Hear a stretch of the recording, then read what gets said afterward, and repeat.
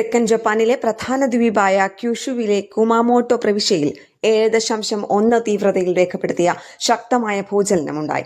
സമുദ്രോപരിതലത്തിൽ നിന്ന് 10 kilometre താഴ്ചയിലാണ് ഭൂചലനത്തിന്റെ പ്രഭവ കേന്ദ്രമെന്ന് Japan കാലാവസ്ഥാ agency അറിയിച്ചു.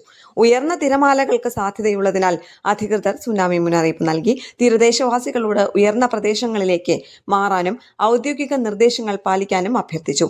നാശനഷ്ടങ്ങൾ സംബന്ധിച്ച് എത്രയും വേഗം വിലയിരുത്തൽ നടത്താൻ ജപ്പാൻ പ്രധാനമന്ത്രിയുടെ ഓഫീസ് നിർദ്ദേശം നൽകി.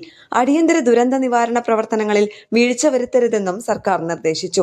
ജപ്പാന്റെ തെക്കൻ ക്യൂഷു ദ്വീപിലെ Kumamoto, Nagasaki, Kagoshima, ഫുകുഓക്ക, saga, ഓയിറ്റ, Miyazaki എന്നീ പ്രവിശ്യകൾക്ക് ജപ്പാൻ സർക്കാർ അടിയന്തര ഭൂകമ്പ മുന്നറിയിപ്പ് നൽകിയിട്ടുണ്ട്. ജൂൺ 25-ന് വടക്കൻ ജപ്പാനിൽ 7.2 തീവ്രത രേഖപ്പെടുത്തിയ ഭൂചലനം ഉണ്ടായെങ്കിലും മരണങ്ങളോ വലിയ നാശനഷ്ടങ്ങളോ ഉണ്ടായിരുന്നില്ല. ലോകത്തെ ഏറ്റവും കൂടുതൽ ഭൂകമ്പ സാധ്യതയുള്ള രാജ്യങ്ങളിൽ ഒന്നാണ് ജപ്പാൻ. ലോകത്തിലെ ഭൂകമ്പങ്ങളുടെ ഏകദേശം 18% ഇവിടെയാണ് സംഭവിക്കുന്നത്. ഇന്റർനാഷണൽ ഡെസ്ക്, കേരള പ്രണാമം.